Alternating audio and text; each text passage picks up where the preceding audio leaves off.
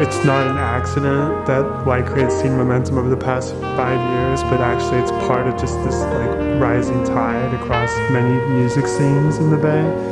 White Crate started out during a time of social distancing and staying at home and not being able to actually see bands. It wasn't enough. I feel like when I first saw White Crate, it was a digital-only type of thing. In the years since, I've seen you guys program events and whole ass like festivals and shit, you know? I've just seen it shift from being online only to really like an in-person connector of scenes. I'm gonna say a thing that I haven't said yet, I feel like. Okay. I just want to say how beautiful it is that there's every kind of music happening in the Bay. And Elliot's, you know, he says like if you want to create something, do it. You're gonna find an audience. You're gonna find community. White Crate does such a good job of what Total Accord believes in, which is like representing all of the different sectors of music in the Bay Area. You do such a good job of highlighting all kinds of artists and different sounds and DJs and bands and performing artists. There's so many different scenes happening, but they're not always crossing over. But everybody usually knows everybody. It's a small place, you know. So these scenes are all happening simultaneously. So it's really beautiful just to see like all these different styles being embraced in the band. Yeah, that's been a really cool part about learning about Bay Area music is even if the scene isn't necessarily that big, it's really intense. So like there's a lot of love that goes into every one of these different scenes, even if it's not the predominant one in the city. You know, you find out about a little freak folk corner of music being made, and all of those people are just as serious and intense about it as people in, you know, the larger garage rock scene, which obviously it takes up a little bit more space here. So how did White Crate start? So 5 years ago, during the pandemic, while most people were trying to figure out what to do with all their extra time and started baking a bunch of sourdough, I started wondering, like, where can I go find out about, like, music in the Bay Area? Is there one place I can do this? And there wasn't. The message I was getting was create it yourself.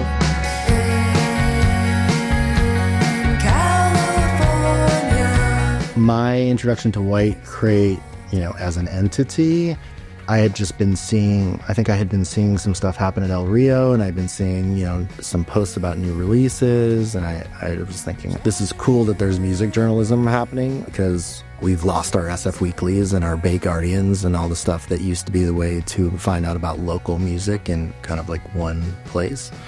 I was into it right away, but I didn't immediately know what it was necessarily. I started paying attention to White Crate because I just love the way that you guys have been like really highlighting local music listings and local shows happening, and really sort of like, I mean, cross-genre as well. So the newsletter started out as, in the very beginning, as like individual reviews of specific releases, and very quickly we realized that there was just too much to do like an individual release every day, so we started just aggregating them into a weekly newsletter. And I was following along. I wasn't like really part of White Crate at the beginning, but I was so interested in it, and I kept kind of like, what is the point of this? You guys were, if not the first, probably the second people that even like mentioned my music in any type of like public way at all, you know?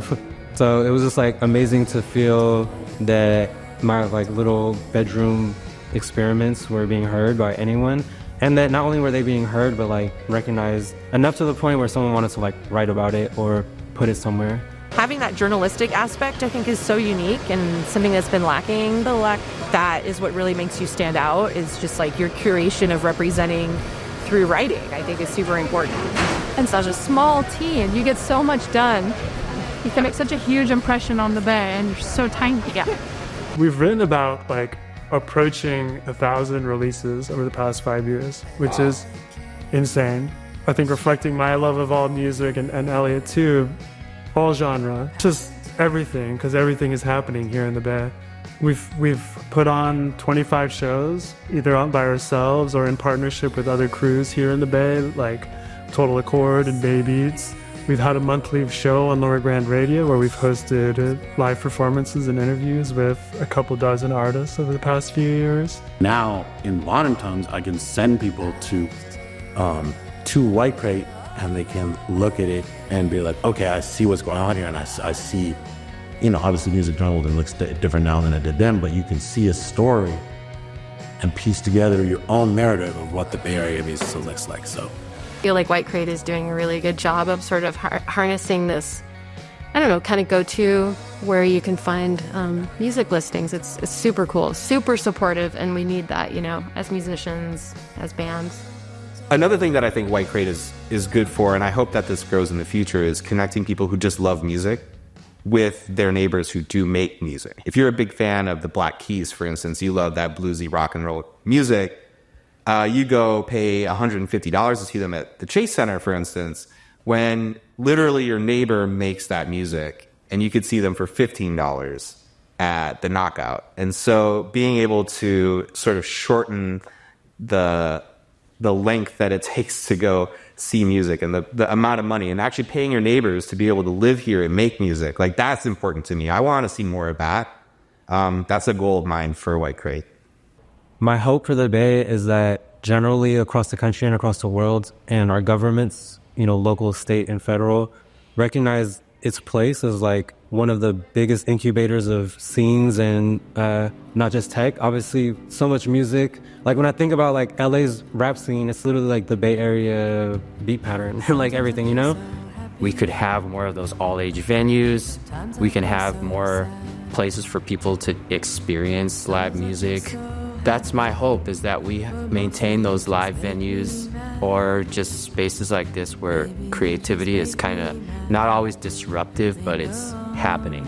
Yeah, I guess I just hope for more institutional support. I hope for rents to be cheaper so that people can stay here, until we get that fixed. It's always going to be kind of a struggle for art to thrive here, but even still, it does. I think what I'd hope to see in the future is pay equity for artists and streaming, because, they're taking away any incentive to buy our records. I just want more accessibility, I think, in the Bay Area. So more free shows and venues reworking their models of how to offer shows to people. I'd like to see music in the streets, but with also a focus on social justice. Post-pandemic, like where we had all this loneliness, moving to a center like San Francisco and meeting other people and existing and forming a new band, it's really inspiring. And I think it's important to have hope for the younger generations. And so I feel like that way it's really hopeful that people can find a respectful way to put on shows and play music together and be thoughtful and be open and support each other. The White Crate account specifically follows artists, creators, venues, anyone supporting or creating music in the Bay Area, and we follow almost 5,000 accounts, which means that there's at least 5,000 people or organizations in SF Oakland and the broader Bay that are specifically dedicated to creating art, to supporting art, to writing about music, to creating venues for music, to just being part of this broader community and infrastructure around music making in the Bay, which is pretty amazing to me. I feel like the Bay Area is a safe space to exist. I mean, as a woman, I've been in other spaces, like in the film industry, where I didn't feel quite as nurtured, safe, to be who I am, to be respected, to not just be like, oh, are you with the band? No, I'm in the band. I'm recording the band, And the Bay Area, to me, just sort of like the values that I seek to be around, that's what I appreciate about being in the Bay Area.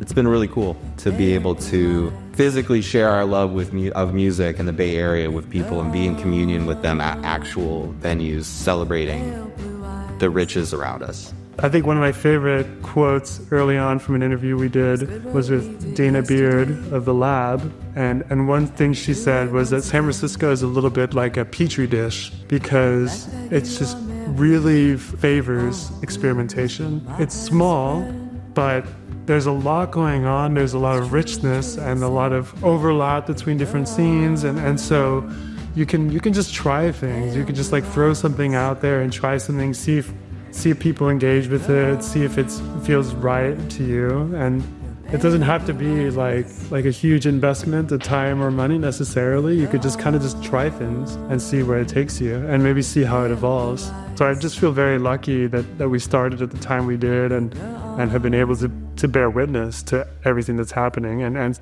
spread the word about it to people who may not know.